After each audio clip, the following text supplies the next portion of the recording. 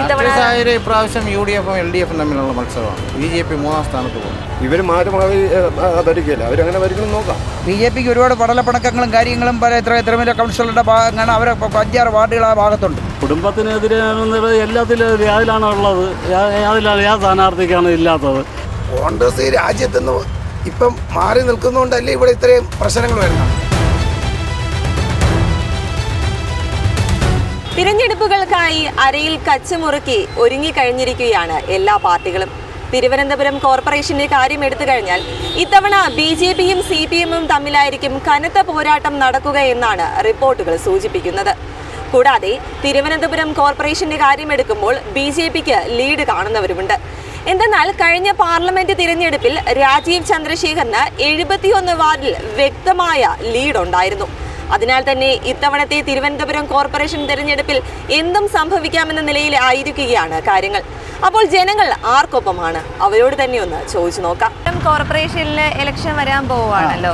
അപ്പോൾ നമ്മുടെ തിരുവനന്തപുരം കോർപ്പറേഷനിൽ BJP ജയിച്ചു കഴിഞ്ഞാൽ അനന്തമായിട്ടുള്ളൊരു വികസനം തിരുവനന്തപുരത്ത് ഉണ്ടാകുമെന്നാണ് K. സുരേന്ദ്രൻ അഭിപ്രായപ്പെട്ടിരിക്കുന്നത്. അദ്ദേഹം പറയുന്നത് പോലെ BJP ജയിച്ചു കഴിഞ്ഞാൽ വലിയൊരു വികസനം നമ്മുടെ തിരുവനന്തപുരത്ത് വരുമെന്ന് തോന്നുന്നുണ്ടോ? എങ്ങനെയാണെന്ന് തോന്നുന്നില്ല. BJP ഭരിച്ചാലും BJP കഴിഞ്ഞവണ 35 സീറ്റിൽ കഴിഞ്ഞവണ ജയിച്ചു. വിജയിച്ചു കഴിഞ്ഞതിന് ശേഷം അവരെ പല വാർഡുകളുടെ സ്ഥിതികൾ ദയനീയമാണ്. മറിച്ച് ഏത് പാർട്ടിയാലും ഇവിടെ തിരുവനന്തപുരത്ത് വികസനം വരണമെങ്കിൽ ആ രീതിയിലൊരു കാഴ്ചപ്പാടോടുകൂടിയും അതിന് തക്കതായ ഒരു ഐഡിയോളജി ആയിട്ട് മുന്നോട്ട് പോയാലേ നടക്കുകയുള്ളൂ. അത് 3 മുന്നണികളും 3 തരത്തിൽ മത്സരിക്കുന്നുണ്ട്. പക്ഷേ കുറച്ചുകൂടെ വികസന പ്രവർത്തനങ്ങൾ പണ്ട് നടത്തിയിട്ടുള്ളതൊക്കെ ആ കാലങ്ങളിലൊക്കെ എല്ലാ രാജകുടുംബത്തിൻ്റെ കാര്യങ്ങളിൽ കൂടെയാണ് ഈ കാര്യങ്ങളെല്ലാം ഇവിടെ നടന്നിട്ടുള്ളത്. പിന്നീട് വന്നവരെല്ലാം ചെയ്യുന്നത് അതിനെ ഒന്ന് മെയിൻറ്റെയിൻ ചെയ്ത് കൊണ്ടുപോകുന്ന അല്ലാതെ ഈ വികസനം എന്നുള്ള രീതിയിൽ മറ്റ് ജില്ലകളെ അപേക്ഷിച്ച് നോക്കുമ്പോഴത്തേക്ക് തിരുവനന്തപുരം പോരാ. ഇപ്പോൾ കേരളത്തിൽ തന്നെ ഏറ്റവും കൂടുതൽ വാർഡുകളുള്ളത് 101 വാർഡുള്ളത് തിരുവനന്തപുരത്താണ്. അത്രയും വാർഡുകൾ മറ്റ് ജില്ലകളിലൊന്നുമില്ല. മറ്റ് നാഗപ്പൂരും അവരുമൊക്കെ കമ്പയർ ചെയ്യുമ്പോഴത്തേക്ക് നമ്മളെ ജില്ലയാണ് ഏറ്റവും മുന്നിൽ നിൽക്കേണ്ടത്. പക്ഷേ ഇത് സാധ്യമായിട്ടില്ല. ഇപ്പം മാർക്സിസ്റ്റ് പാർട്ടിയാണ് 50 വർഷം കൊണ്ട് ഇവിടെ വരികയാണ്. എൻ്റെ ഓർമ്മ ശരി, എനിക്ക് 65 വയസ്സായി. ഇത്രയും കാലത്തിനിടയിൽ ഒരു കോൺഗ്രസ്സോ അല്ലെങ്കിൽ BJPയോ ഭരിക്കുന്നത് ഞാൻ കണ്ടിട്ടില്ല. അതുകൊണ്ട് മാർക്സിസ്റ്റ് പാർട്ടിയെ മാറ്റി നിർത്തി BJPയോ കോൺഗ്രസ് വരുന്നതാണ് എൻ്റെ അഭിപ്രായത്തിൽ ഏറ്റവും കൂടുതൽ നല്ലതെന്നാണ് തോന്നുന്നത്. കാരണം അറിയാമോ, ഒരു ദേശീയ വീക്ഷണമുള്ള കേരളത്തിലൊരു പാർട്ടി കോൺഗ്രസ് പാർട്ടിയാണ്. അത് UDF വരുന്നതാണ് എൻ്റെ അഭിപ്രായത്തിൽ നല്ലത്. ഇതാ എനിക്ക് പറയാനുള്ളൂ. BJP ജയിച്ചു കഴിഞ്ഞാൽ നമ്മുടെ തിരുവനന്തപുരത്ത് നല്ല രീതിയിലുള്ള വികസന പ്രവർത്തനങ്ങൾ കൊണ്ടുവരുമെന്ന് K. സുരേന്ദ്രൻ പറഞ്ഞിരിക്കുകയാണ്. അദ്ദേഹം പറയുന്നത് പോലെ BJP വന്നു കഴിഞ്ഞാൽ നമ്മുടെ തിരുവനന്തപുരത്ത് ഇതിൻ്റെ മുഖച്ഛായ തന്നെ മാറുമെന്ന് പ്രതീക്ഷിക്കുന്നുണ്ടോ? BJP വരാൻ ചാൻസ് ഉണ്ട്. എനിക്ക് തോന്നുന്നു BJP വരാനാണ് ചാൻസ് കൂടുതൽ. കാര്യം തമ്പാനൂർ വാർഡിൽ പഴയ തമ്പാനൂരല്ല, ഇപ്പോൾ ശരിക്കും ഡെവലപ്പായി. ഇനിയും ഡെവലപ്പാവാൻ ചാൻസ് ഉണ്ട്. BJP വന്നാൽ ഡെവലപ്പ് മാറുമെന്ന് തന്നെയാണ് പ്രതീക്ഷ. ഇവിടെ കോൺഗ്രസ് അധികാരത്തിൽ വരുള്ളൂ. തെരഞ്ഞെടുപ്പിൽ മാറ്റം വരുമെന്ന് തോന്നുന്നുണ്ടോ? തീർച്ചയായിട്ടും വരും, മാറ്റം വരും. ചേട്ടൻ്റെ ഒരു അഭിപ്രായത്തിൽ ആരായിരിക്കും തിരുവനന്തപുരം കോർപ്പറേഷനിൽ വരുന്നത് നല്ലത്? കോൺഗ്രസ് വരുന്നത്. കോൺഗ്രസ് രാജ്യത്തുനിന്ന് ഇപ്പം മാറി നിൽക്കുന്നതുകൊണ്ടല്ലേ ഇവിടെ ഇത്രയും പ്രശ്നങ്ങൾ വരുന്നത്. ഇവരിവിടെ ഏതെങ്കിലും ഒരു വ്യവസായം ഇവർ പുതുതായിട്ട് കൊണ്ടുവന്നിട്ടില്ല. ഉള്ളതിനെ അവർ വിറ്റ് വാങ്ങിച്ചിട്ടുണ്ട്. നമ്മുടെ റെയിൽവേ പോയി, അതുപോലെ എയർപോർട്ട് പോയി, ഇതുപോലെയുള്ള എല്ലാ വ്യവസായങ്ങളും ഇവർ വിറ്റ് പൊളിച്ചിട്ടുള്ളൂ. പ്രധാനമന്ത്രി പോലും വന്ന് ഇടത് കൈ വീശിയിട്ട് പോകണത് വലത് കൈ കൊണ്ട് വീശാത്ത ഒരാളാണ്. അത്ര ഐശ്വര്യകരമുള്ള മനുഷ്യരാണ്. ഇവരാരും പറയുന്ന പോലെയൊന്നുമല്ല. ഇവിടെ മാന്യമായിട്ട് സ്വൈരമായിട്ട് നമ്മൾ തന്നെ എടുത്തു പോകും. എത്ര ക്രിമിനൽസാണ് കോൺഗ്രസ്സിലുള്ളത്? ഇവിടുത്തെ ക്രിമിനൽസ് എല്ലാം ആരാ? ഒന്നീ BJP അല്ലെങ്കിൽ CPM. അതുകൊണ്ട് ഈ ഭരണം ഇവിടെ നിലനിന്ന് പോകണമെങ്കിൽ, നല്ലൊരു ഭരണം കാഴ്ചവെക്കണമെങ്കിൽ കോൺഗ്രസ് വരണമെന്ന് പറയുന്നതിന് കാരണം ഇവരിപ്പം തൊഴിൽ കുറച്ച് ആൾക്കാരെ ഇവിടെ ക്ലീനിങ്ങിന് എടുത്തിട്ടുണ്ട് ഈ കോർപ്പറേഷനിൽ. ഇവർ തീർത്തും അവരെ പാർട്ടി മെമ്പറിനല്ലേ ജോലി കൊടുത്തിട്ടുള്ളൂ. അതെന്തോന്ന് കൊടുപ്പ്?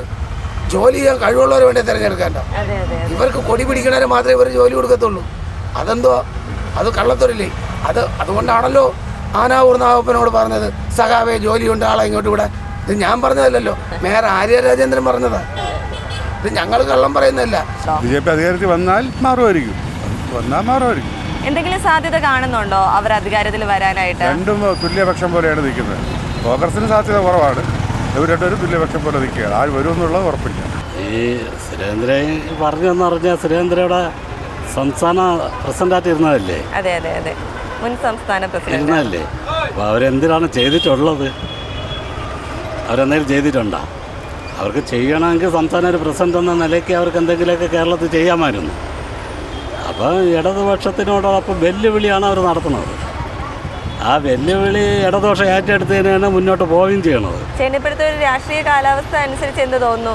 കോർപ്പറേഷൻ പിടിക്കാൻ സാധ്യത തന്നെ വരും. കാര്യം എന്ന് വെച്ച് കഴിഞ്ഞാൽ നമുക്കറിയാം, UDF ആയാലും BJP ആയാലും ഇവർ ജനങ്ങൾക്ക് വേണ്ടിയിട്ടല്ല, അവർ അധികാര മോഹമാണ് നോക്കുന്നത്.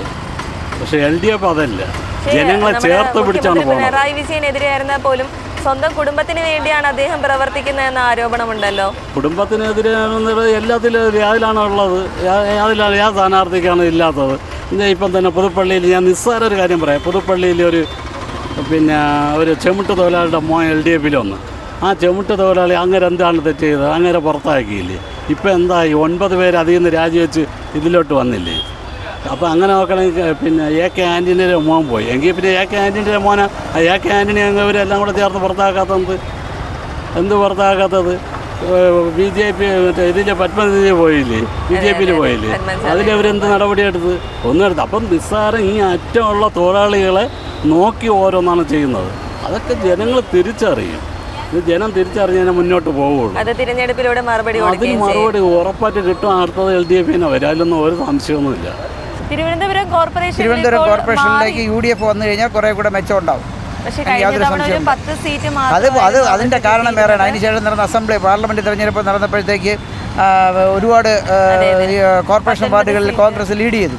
അസംബ്ലി വരുമ്പോഴത്തേക്ക് അത് കോൺഗ്രസിൻ്റെ ഗ്രൂപ്പും കാര്യങ്ങളും അവർ മാറ്റി നിർത്തി മുന്നോട്ട് പോയാൽ വാർഡുകളിൽ വരാം. ഇത്തവണ നല്ല മികച്ച സ്ഥാനാർത്ഥികളാണ് അവർ നിർത്തിയേക്കുന്നത്. 3 പേരും നിർത്തിയേക്കുന്ന മികച്ച സ്ഥാനാർത്ഥികളാണ്. ആരെ സ്ഥാനാർത്ഥികളുടെ ഇത്തരം തമ്പാനൂർ തന്നെ 3 പേരും മികച്ച സ്ഥാനാർത്ഥികളാണ്. മുൻ കൗൺസിലർമാരാണ് മാറ്റുരയ്ക്കുന്നത്. എൻ്റെ അഭിപ്രായത്തിൽ ഒരു UDF ഭരണം വന്നാൽ കുറേ കൂടെ, കാരണം ഇതുവരെ UDF ഭരണം ഇവിടെ കണ്ടിട്ടില്ല. BJP ഒരു പുതിയ കേരളത്തിലൊന്ന് ചുവട് വെച്ച് വന്നിട്ടല്ലേ ഉള്ളൂ. അതുകൊണ്ട് ഇവർ രണ്ടുപേരിലും. പക്ഷേ കഴിഞ്ഞ ഒരു പാർലമെന്റ് ഇലക്ഷൻ രാജീവ് ചന്ദ്രശേഖർ തിരുവനന്തപുരത്ത് നിന്ന സമയത്ത് 71 സീറ്റിൽ വരെ ചേട്ടപ്പൻ പറഞ്ഞു മനസ്സിലായി 71 സീറ്റിൽ അവർ ലീഡ് ചെയ്തു. BJPക്ക് ഒരു വിജയ പ്രതീക്ഷ ഇത്തവണ ആ ലീഡ് മെയിൻറ്റെയിൻ ചെയ്തുകൊണ്ടോ BJPക്ക് പറ്റുമെങ്കിൽ ചിലപ്പോൾ അവർ വരുമായിരിക്കും. അത് പറയാൻ പറ്റില്ല. BJPക്ക് ഒരുപാട് പടലപ്പണക്കങ്ങളും കാര്യങ്ങളും പല തിരുമല കൗൺസിലറുടെ ഭാഗങ്ങളാണ്. അവർ 5-6 വാർഡുകൾ ആ ഭാഗത്തുണ്ട്.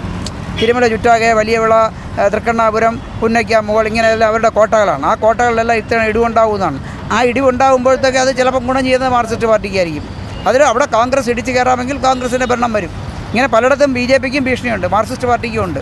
കോൺഗ്രസ് ഇത്തവണ നല്ലൊരു ഐക്യത്തോടു കൂടി നല്ലൊരു സംവിധാനം മുന്നോട്ട് പോകുന്നുണ്ട്. അതുകൊണ്ട് UDF അധികാരത്തിൽ വന്നാൽ കുറേ കൂടെ നല്ലതാണ് എൻ്റെ ഒരു കാഴ്ചപ്പാട്. ഞാൻ UDFകാരനായതുകൊണ്ട് പറയല്ല. ഇപ്പം എൻ്റെ സംസാരം കേട്ടുകൊണ്ടിരിക്കുന്ന ആളുകൾക്ക് അറിയാം ഞാൻ UDFകാരനാണ്. അതുകൊണ്ട് മാത്രം പറയല്ല. ഒരു UDF ഭരണം എന്തായാലും കേരളത്തിലെ ജനങ്ങൾ ആഗ്രഹിക്കുന്നു. വരുന്നെങ്കിൽ വരട്ടെ. ഇപ്പം BJP വന്നു കഴിഞ്ഞാൽ നല്ല രീതിയിലുള്ള വികസന പ്രവർത്തനങ്ങൾ ഉണ്ടായിരിക്കുമെന്ന് സുരേന്ദ്രൻ പറയുമ്പോൾ അതിലൊരു പ്രതീക്ഷ കാണുന്നുണ്ടോ? അല്ല, സുരേന്ദ്രനല്ലേ പറയാൻ പറ്റുമോ? സുരേന്ദ്രനും UDF വരാമെന്ന് പറയാൻ പറ്റുമോ? പറഞ്ഞാൽ പിന്നെ സുരേന്ദ്രൻ BJP ആണോ? സുരേന്ദ്രൻ ആവണത് ഇതിങ്ങനെ പറയണോണ്ടാണ്. എന്ത് തോന്നുന്നു ഇപ്പോഴത്തെ ഒരു രാഷ്ട്രീയ സാഹചര്യമൊക്കെ വെച്ചിട്ട് നമ്മുടെ തിരുവനന്തപുരം കോർപ്പറേഷനിൽ ആർക്കാണ് വിജയ സാധ്യത കാണുന്നത്? LDFന് തന്നെയാണ്. കഴിഞ്ഞ നമ്മുടെ ഒരു പാർലമെന്റ് ഇലക്ഷൻ നടന്നല്ലോ, ശശി തരൂറും രാജീവ് ചന്ദ്രശേഖറൊക്കെ.